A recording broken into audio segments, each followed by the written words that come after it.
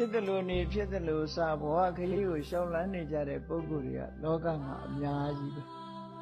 အများကြီးဖြစ်သည့်အတွက်ကြောင့်ဘဝအရေးမှာမျောလင်းချက်တွေဝေးပြီးတော့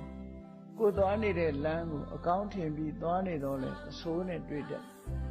အဆိုးထင်ပြီးတော့နေတဲ့အရာတွေကလည်းအကောင်းဖြစ်ခြင်းဖြစ်နေတယ်အဲ့ဒါကြောင့်မို့လို့ဘဝတစ်ခုမှာ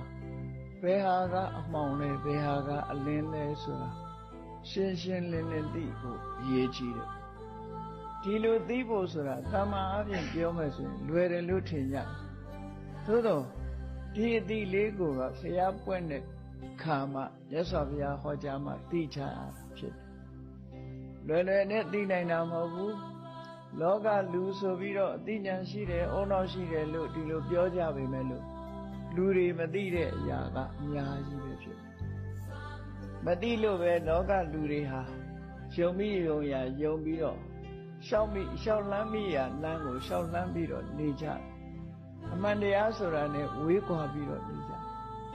လောကလူတွေဟာမျက်စိတစ်ဆုံးများသာကြည့်တတ်ပြီးထိုမျက်စိတစ်ဆုံးရဲ့ဟိုဘက်မှာဘာရှိတယ်ဆိုတာသိနိုင်စွာမရှိကြဘူးအဲ့ဒီသိနိုင်စွာမရှိတာ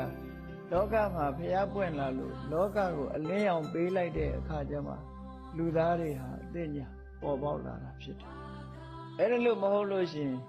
လူတွေဟာကဘာဦးကလူသားတွေကိုပဲကြည့်လိုက်ကဘာဦးကာလမှာသဘာဝအန္တရာယ်ကြီးတွေနဲ့ကြုံရတယ်ဒီကနေ့ခေတ်မှာလည်းသဘာဝအန္တရာယ်ကြီးတွေရှိနေတာပဲငရင်လှုပ်တာတို့နော်ဆူနာမီဒီလိုင်းကြီးတွေတက်လာတာတို့မုန်တိုင်းကြီးတွေကျလာတို့သဘာဝအန္တရာယ်တွေရှိတယ်အဲ့ဒီသဘာဝအန္တရာယ်ကြီးတွေဟာဘာကြောင့်ဖြစ်ပေါ်လာတယ်ဆိုတာကိုလူသားတွေဟာစိတ်မြစ်ကိုမသိနိုင်ကြဘူးမသိတဲ့အခါကျတော့တကိုးရှင်ကြီးတွေရဲ့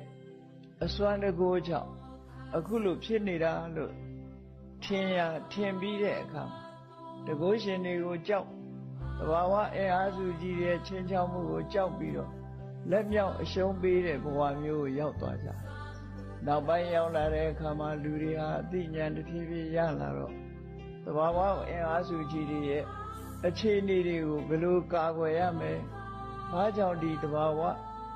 ဘေးရန်ကြီးတွေဖြစ်ပေါ်လာတယ်ဆိုတာအတော်အတန်သိရှိလာကြတဲ့အခါမှာလူတွေဟာကြောက်ရွံ့ခြင်းတစ်ဖြည်းဖြည်းလျော့ပါလာတယ်